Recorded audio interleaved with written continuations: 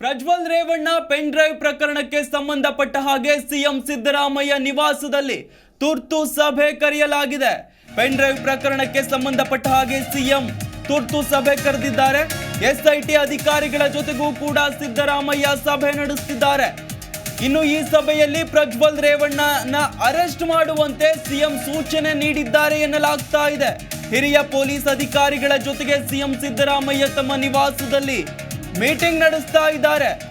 ಇನ್ನು ಈ ಪ್ರಕರಣಕ್ಕೆ ಸಂಬಂಧಪಟ್ಟ ಹಾಗೆ ರಾಹುಲ್ ಗಾಂಧಿ ಪತ್ರ ಬರೆದ ಬೆನ್ನಲ್ಲೇ ಇದೀಗ ತುರ್ತು ಸಭೆ ಕರೆದಿದ್ದಾರೆ ಸಿಎಂ ಸಿದ್ದರಾಮಯ್ಯ.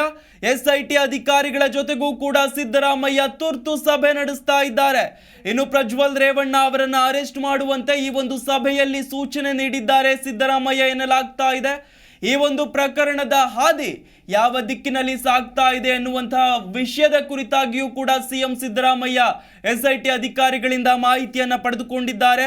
ಯಾವ ರೀತಿಯಾಗಿ ಪ್ರಕರಣದ ಒಂದು ತನಿಖೆ ನಡೀತಾ ಇದೆ, ಎಲ್ಲಿಗೆ ಬಂತು ಅನ್ನುವಂತಹ ಮಹತ್ವದ ವಿಚಾರಗಳನ್ನು ಕೂಡ ಈ ಒಂದು ತುರ್ತು ಸಭೆಯಲ್ಲಿ ಅಧಿಕಾರಿಗಳಿಂದ ಸಿಎಂ ಸಿದ್ದರಾಮಯ್ಯ ಮಾಹಿತಿ ಪಡೆದುಕೊಂಡಿದ್ದಾರೆ.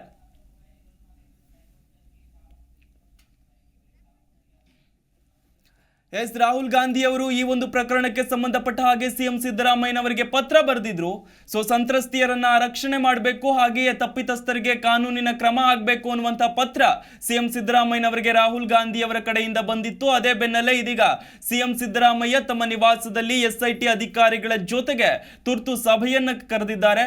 ಈ ಒಂದು ಪ್ರಕರಣದ ಹಾದಿ ಯಾವ ರೀತಿಯಾಗಿ ಸಾಗ್ತಾ ಇದೆ, ತನಿಖೆ ಯಾವ ರೀತಿಯಾಗಿ ಚುರುಕಾಗಿ ನಡೀತಾ ಇದೆ ಎನ್ನುವಂಥ ವಿಚಾರಗಳನ್ನ ಸಿದ್ದರಾಮಯ್ಯ ಎಸ್ಐಟಿ ಅಧಿಕಾರಿಗಳಿಂದ ಎಲ್ಲ ರೀತಿಯ ಒಂದು ಕೂಲಂಕುಷವಾಗಿ ಮಾಹಿತಿಯನ್ನು ಕೂಡ ಪಡೆದುಕೊಂಡಿದ್ದಾರೆ. ಅಲ್ಲದೆ ಪ್ರಜ್ವಲ್ ರೇವಣ್ಣ ಅವರನ್ನ ಅರೆಸ್ಟ್ ಮಾಡುವಂತೆ ಸೂಚನೆ ಕೂಡ ನೀಡಿದ್ದಾರೆ ಈ ಒಂದು ಸಭೆಯಲ್ಲಿ ಅನ್ನುವಂತ ಮಾಹಿತಿ ಸಿಗ್ತಾ ಇದೆ. ಹಿರಿಯ ಪೊಲೀಸ್ ಅಧಿಕಾರಿಗಳ ಜೊತೆಗೂ ಸಿದ್ದರಾಮಯ್ಯ ಸಭೆ ನಡೆಸಿದ್ದಾರೆ.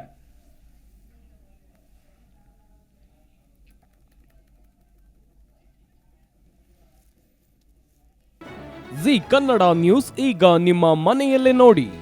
ಎಲ್ಲ ಕೇಬಲ್ಗಳಲ್ಲಿ ಈಗ ಲಭ್ಯ. Sun Direct 292, Jio TV 1334, U Digital 162, City Cable 51, GTPL 17, Abhishek cables 821, Rock Line telecommunication 51, Shri Basaveshwara number 60, Vinayaka digital number 53, In Digital number 896ರಲ್ಲಿ ನಿಮ್ಮಿಸ್ತದ ಜಿ ಕನ್ನಡ ನ್ಯೂಸ್ ನೋಡಿ ಆನಂದಿಸಿ.